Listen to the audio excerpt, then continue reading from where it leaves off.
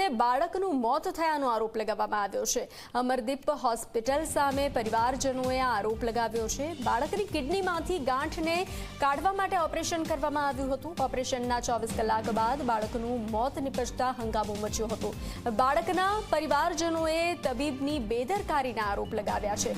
મહત્વનું છે કે અમદાવાદના પાલડીમાં આવેલી અમરદીપ મલ્ટી સ્પેશિયાલિટી હોસ્પિટલમાં 11 દિવસના બાળકના મોતની ઘટના સામે આવી છે, જેમાં બાળકની કિડનીમાંથી ગાંઠ કાઢવાનું ઓપરેશન કરવામાં આવ્યું હતું। ઓપરેશન માટે ગત ગુરુવારના રોજ ભાવનગરથી બાળક સાથે પરિવાર અમદાવાદ આવ્યો હતો, જે બાદ અમરદીપ હોસ્પિટલમાં ઓપરેશન કરવામાં આવ્યું હતું। ઓપરેશનના 24 કલાક બાદ બાળકનું મોત થતા હોસ્પિટલમાં પરિવારજનોએ હોબાળો મચાવ્યો હતો અને તબીબ સમયસર ન પહોંચતા બાળકનું મોત થયા હોવાનો પરિવારજનોએ આરોપ લગાવ્યો છે।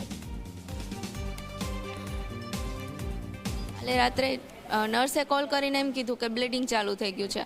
ડૉક્ટરે કોલ કર્યો કે એનું હૃદય કામ કરવાનું બંધ થઈ ગયું છે। બંને અલગ અલગ કીધું અમને। એડમિટ ક્યારે કર્યો? ઓપરેશન કઈ ગાંઠનું કઈ જગ્યાએ? એડમિટ અમે એને છે ને ગુરુવારે કર્યો હતો। ગુરુવારે સાંજે એડમિટ થયો અને શુક્રવારે એનું ઓપરેશન હતું। કાલે શનિવાર હતો, શનિવારે બપોરે એને થોડીક તકલીફ થઈ, પછી સારું હતું અને શનિવારે રાત્રે પાછી થોડીક તકલીફ થઈ તો ફેમિલીને જાણ કરવામાં આવી જ નહીં। છેલ્લે જાણ કરવામાં આવી, ઉપર ગયા મારા હસબન્ડ, તો એમ કીધું કે હવે સારું છે। 10 મિનિટ રહીને પછી એમ કીધું કે તમારા બેબીની ડેથ થઈ ગઈ છે। એવી રીતે પોલીસ ફરિયાદ કરવાના છો તમે? હા, પોલીસ ફરિયાદ કરવાના છે।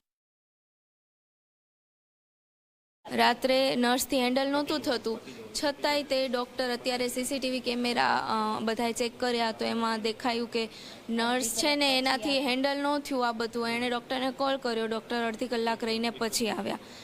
એટલે ડૉક્ટર જો ટાઈમે આવ્યા હોત તો કદાચ બેબી અત્યારે હોત અમારી જોડે, પણ ડૉક્ટર ટાઈમે ન આવ્યા। ડૉક્ટર છે ને બાળકની ડેથ થયા પછી જ અમને જાણ કરી છે અને મેં એને 1 વાગે ફોન કરી છે કે બાળકની તબિયત કેવી છે, તો એ કે ઓકે છે ને મને 1:30 વાગે સાહેબ ફોન કરે છે કે બાળકની તબિયત બગડી છે, તમે ફટાફટ દવાખાને આવો, નાકમાંથી બ્લીડિંગ ચાલુ થયું છે ને હાર્ટ થોડુંક ડાઉન થાય છે। માં ઠીક છે, આવું છું સાહેબ। હું આવ્યો, સાહેબ અંદર હતા, બહાર નીકળ્યા, પાછા અંદર ગયા અને મને એમ કીધું કે તમારા બાળકની ડેથ થઈ ગઈ છે।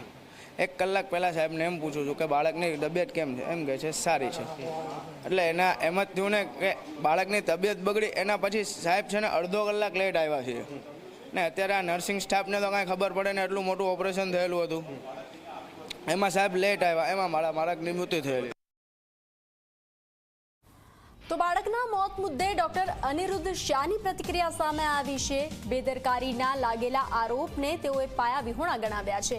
ગત ગુરુવારે ભાવનગરથી પરિવાર અમારી પાસે આવ્યો હતો। તેઓનું કહેવું છે કે બાળકની કિડનીમાં ગાંઠ હોવાની પુષ્ટિ બાદ અમે ઓપરેશન કર્યું। બાળકનું હૃદય 2 વાર બંધ પડ્યું હતું, જે પછી અમે રિકવર કર્યું હતું।